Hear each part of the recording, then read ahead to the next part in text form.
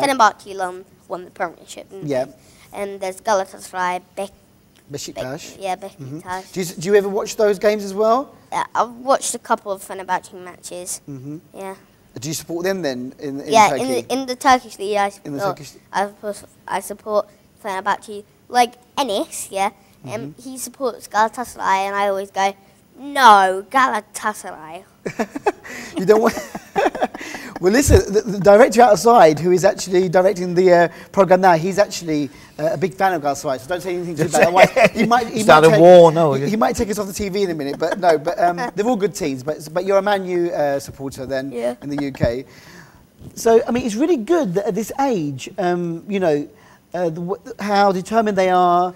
How much they love football and the knowledge that they have of it as well. And the knowledge that they have, yeah. It's yeah. I mean, obviously, I'm doing the PE sessions in the British Academy as well, and I really have got to turn around and say, even in break times, listen, lads, we can't play any more football because you know there's guys here. Obviously, there are some kids that don't want to keep playing football, and you've got to be doing other games.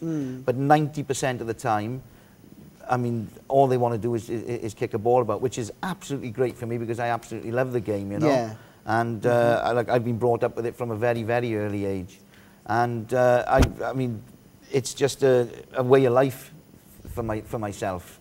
And I want to sort of, everything that I've learned over the past sort of, and this sounds really old, 30, 35 years, you know, I really want to hand over to people like Daniel because I can really see the determination that they've got in them for the game.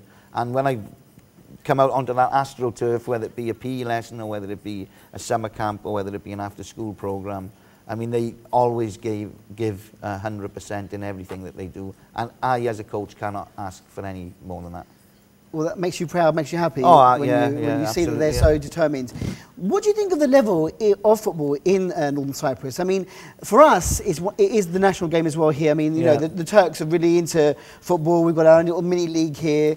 You know, obviously it's not as a big thing as Turkey or the UK. No. But I mean, and I know that the British Academy has got a lot of students, multicultural. Do you see, I mean, are the Turks as interested as the expats, or, I mean, and what's the level like for you when you're teaching them? Are they all... I mean, as far as what I'm concerned, what I've seen, okay, you can go into the middle of the jungle, okay, and you can come across these tribes, and their passion for football is exactly the same as ours. So, yeah, the answer to that would be that the TRNC, their passion for football is the same as what it is everywhere else in the world. And to be honest, I've seen a couple of guys that there's a couple up in the school, a couple of the security and what have you, and I've watched them. Okay, I mean, I'm sort of 52 years of age nearly now, you know, and I look at these guys at 30 years of age, and I'm thinking 10 years ago, if they were in Great Britain, they would have been snapped up. There's no two ways about it. And I've gone to watch a couple of games here, and of course I was with the First Division club when I first got here, as I explained earlier, you know. And I think what happens here is, it's not, there's no facilities that they can go further, unfortunately. I mean, that's not the players' fault, it's not the country's fault. You know, it's a great country to be in, and I'm proud to be here, and I'm proud that the guys that I've met, you know, and the people that I've met here have been absolutely wonderful to me. But I think that if they were maybe in places like Great Britain or on the continent in France, Spain, they'd be picked up a lot more quicker than what they would be in the TRNC. And like I say, that's nothing against the TRNC in any way whatsoever. And it's a shame because I look at people, and I've still got a couple of connections back home. And I've been in touch with Cardiff, I've been in touch with guys from Arsenal, you know, and they've always said to me that if I see something that I think that can go places, it's a long drawn-out process, you know. It's because there's no scouts in this area. We've got to send DVDs back. Then we've got to wait for emails to come back. And then we've got to go to this one and that one. And it is a real drawn-out process. Yeah, longer process. It's frustrating because there is definitely talent on the island, whether it be British talent, whether it be Turkish talent, whether it be Cypriot talent, whatever. Yeah. It is here, but it's pushing that forward. That's a stepping stone. That's a block, that's a hurdle that you've got to get over somehow. But the camps that you hold here are exactly the same camps that you would hold in America, in the UK, or in another country. I mean, you know, you've got the talent and the standard there. to hold, you know, the type of camps that you want to hold. Yeah, I mean, as far as the camps are concerned, there's nothing changed here from what they were in San Francisco, in Los Angeles, or in New York, in Stowe, anywhere in the States. They've got, I mean, it's incredible, okay? It's just like me going into the UK or America or Thailand or Vietnam. Every student, every child, I should say, okay, thinks exactly the same thing. And all they want is fun. And that's what we try to do on the camps, is to give them fun. And like I say, after the camps, if they want to come and try to excel in football or creating their skills further, okay, well then they'd sign up then for the camps on the evening program on a Monday. But I will say that it's a totally different thing, the camps and the after-school programs, because you're actually being taught how to play in the after-school programs. But whereas on the summer camps, yeah, we play fun games that's with a ball. Yeah. And that's exactly what I look at, okay, that if I see somebody that's come, he might be 6, 7, 8, 9, whatever age group, and if I'm doing a dribbling sequence, for instance, or a dribbling game, I'll see if they can use both feet. I'll see what part of the foot that they're using. And some kids come out and they got natural ability. They may have never played the game before, but they've got natural ability to be both-footed, you know? Yeah. And it's great to watch. And you can go up to them and you say, hey, listen, I think you've got something that we can push forward. Some of them turn around and say to you, well, no, I'm not interested. I say, okay, that's fair enough, but if you're interested, come back and see me, and, yeah, you know? And you try to have a word with the parents, because if you speak to some parents, I mean, some parents think that, you know, especially in the States, you know, they say to you, you know, can we sign them up for some professional club? And you've got to explain to them that it doesn't work like that. There's procedures that you've got to go through. Yeah. And it is difficult for them. I will be honest with you. It is difficult to become a professional footballer these days. It really is hard. And you've got to be in the right place at the right time. You've got to be snapped up. Yeah. Hence what I'm saying about scouts coming out there and whoever, you know. Yeah. You've got to be in the know, so to speak, to push them forward.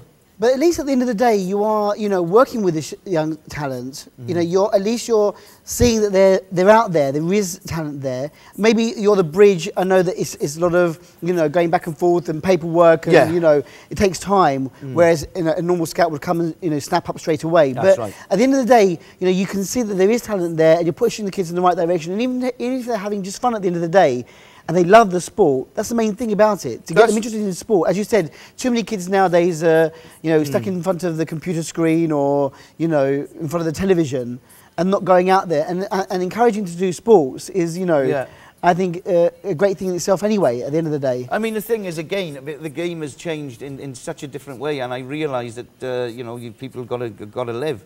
But football, as far as I look at it, you know, to me it makes me a bit mad. It's more run as a business these days, the Premier League and everything else. I mean, I think, was it Wayne Rooney or somebody, they were snapped up at the age of 10 and they're signed. Okay, they signed up. And what goes on there? I mean, Cardiff City have started to do it. All these teams start doing it. And let's just take Daniel for as an example. As an example. He could be brilliant goalkeeper, okay? And the next thing, somebody comes and says, right, we're going to sign him up. And what they're doing, okay, is stopping anybody else from having him. Now, if he goes on and makes it, okay, they could sell him for 5, 10, 15 million pounds, and that's the percentage that they made of him. Yeah. But if he doesn't make it, they haven't lost anything. And they're snapping kids up now from a very, very early age, and they're put under pressure. They don't realise that they are put under pressure, but they are put under pressure. Yeah. And then, of course, you've got the parents coming in thinking, right, my son's going to be a fantastic footballer, this, that, and the other. And then they start pushing the kid. And in the end, the kid says, well, I don't really want to do this. Yeah, and it's too young. And it really is too young. And again, going back to the camps that we're running, it's a fantastic way of meeting people.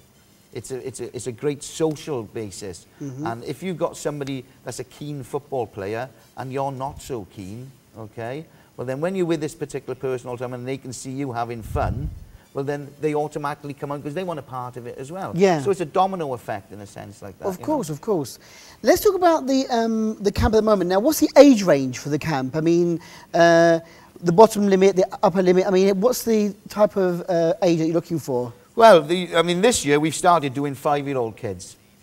And the reason why we've done that is because I want them to have fun. It's nothing to do with football, this. I just want to see the 5-year-old kids running around, having fun, and obviously we take it from there.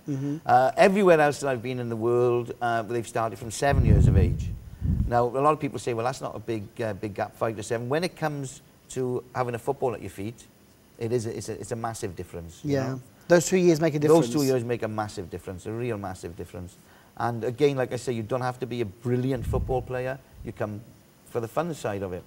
And it'll range up to about 11 years of age. Now, at 11 years of age, you can really tell whether somebody's going to go further, somebody got a potential of going further, somebody wants to go further, but they don't know how to do it. That's where your coaching side comes in. So at about 11 years of age, when I was with Arsenal in Vietnam, and what year is this? It's 2011 now, isn't it? Yeah? I think it was 2009, whatever year it was. I was out there for a year with them.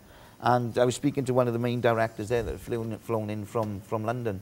And he was actually telling me, if at 15 years of age now, you're not picked up, you're not doing it. And that to me is just absolutely nuts because, like I say, the scouts can't be everywhere all of the time. You can't just ring up to a club and say, oh, I think my son's good enough, can I send him down for a trial? It doesn't work like that. You've got to be noticed, you know. Yeah. And it's a shame because there's a lot of kids slipping through the net because of this business side of it, so to speak.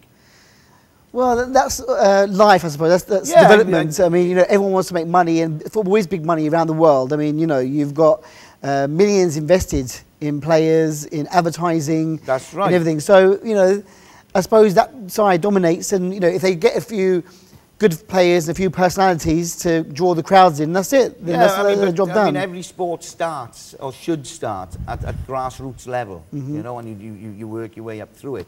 I don't think any kid at 7, 8, 9, 10 should be put under any pressure because they excel at their sport. I'm not just saying football or soccer, I'm talking about anything. And they should be developed naturally. Yeah, coached, but you've got to watch you don't coach it out of